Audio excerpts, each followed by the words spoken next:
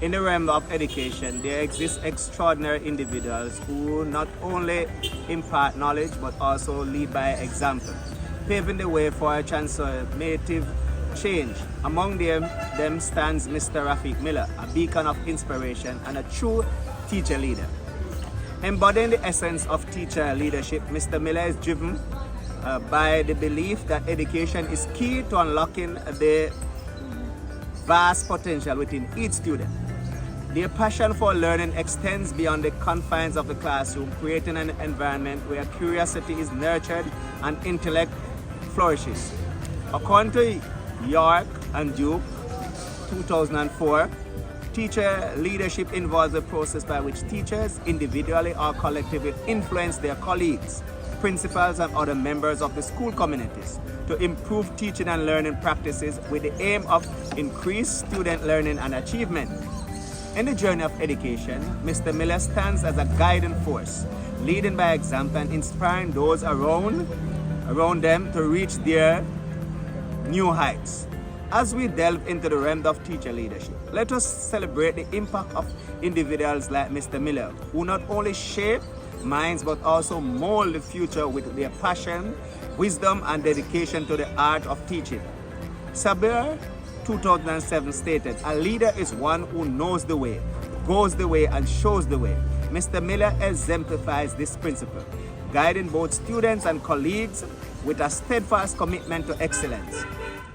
Their leadership extends beyond lesson plans, encompasses a holistic approach to education that fosters not only academic achievement but also personal growth. Let us use our time wisely by listening attentively to Mr. Rafiq Miller, a teacher leader of Port Antonio I, who is paving the way for others to follow. Welcome, Mr. Miller, to another of one of our programs on teacher leadership. It's good to have you here, and we are grateful to have such an influential person like you in our studio today. It is good to be here. Okay, at this time I want to ask you a few questions in regards to teacher leadership as it relates to your passion for it and what you have been doing during the course. Okay, Mr. Miller, my first question for you today is, describe your most memorable special initiative or project you have taken on that demonstrate your leadership in the educational community.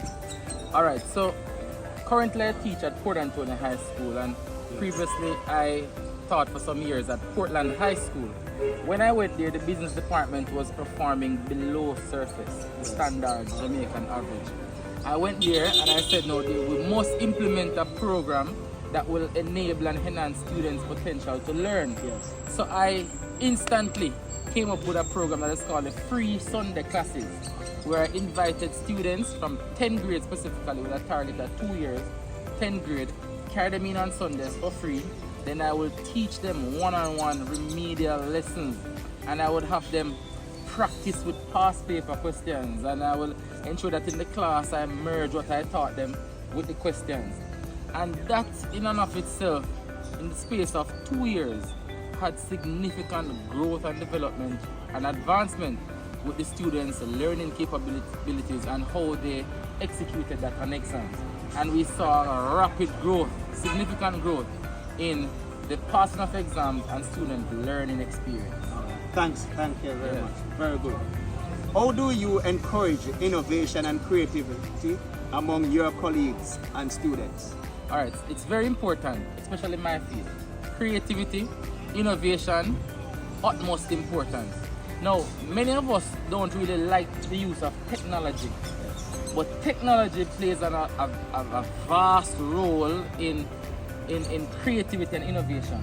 Actually, nowadays generation, they call them, some of them, the boomers or the X or Y. Yes. They are revolved around technology. Yes. So how we can be smart with technology is that we can utilize our audiovisual, animation and all those things. I would teach people how to do these things. To show videos like what we're doing now. Yeah.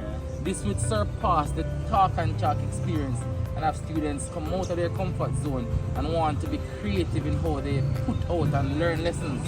And our teachers will do lesson plans and include an integration of computer-aided devices along with their level of innovation and creativity with artificial intelligence and how they disseminate their lessons. Thanks.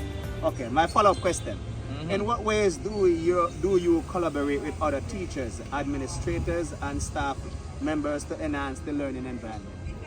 All right, so that's very important because the administrators, they are the governors, and your colleagues, and you have the students there. So you would work with who is set above you in terms of administrative work. Your lesson plans has to be in order. You have to ensure your classroom management plans are in place. You have to ensure that you work closely with administration in order to understand how policies are included in the classroom. No, nowadays we would say like teachers now have no right.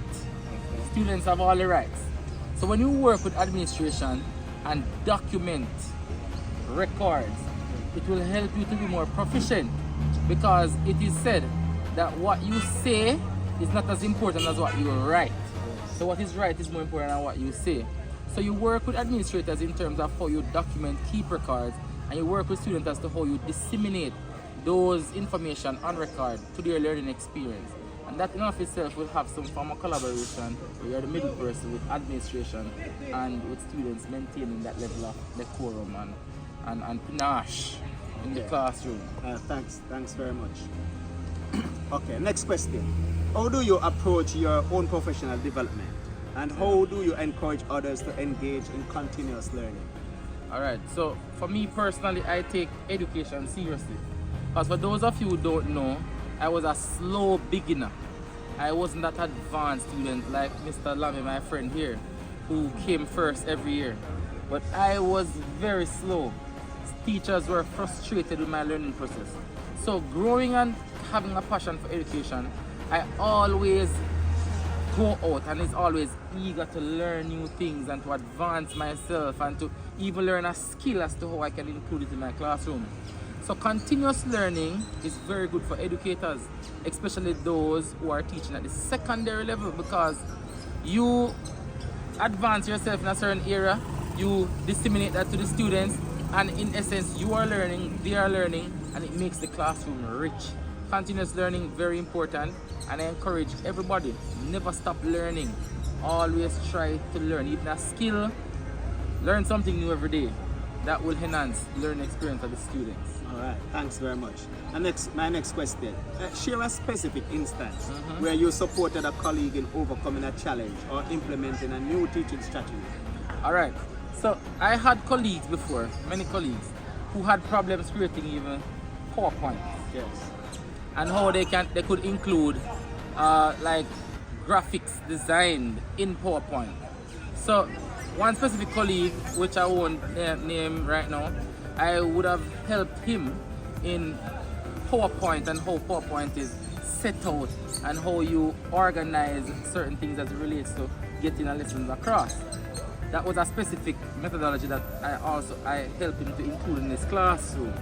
Also, since I am here, I have learned the SMS so very well that I have helped others to understand it and to implement their teaching methods. Like for example, your presence and absence, your register, your class numbers, to know, understand your option groups and all those things. So I always use technology. That's my strong point, technology.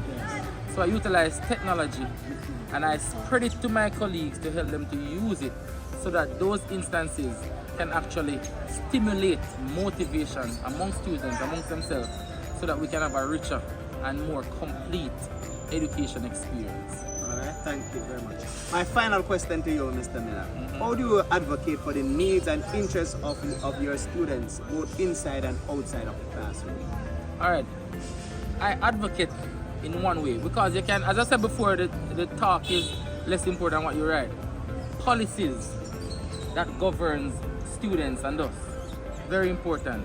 So even though my little say don't have anything to do, from time to time I would advocate for them to change a certain old policy that governs and implement something. So utilize policy to enhance change. Once policy is changed, because you don't fight war with swords, you know. You fight war with a pen, and many people would not understand that policies govern what we do.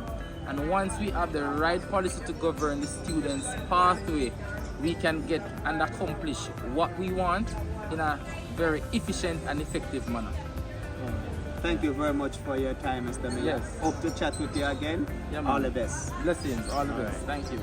Thank you for watching. I hope that you will join us again next time on our version of talking with teacher leaders in our community and in our environments. Thank you.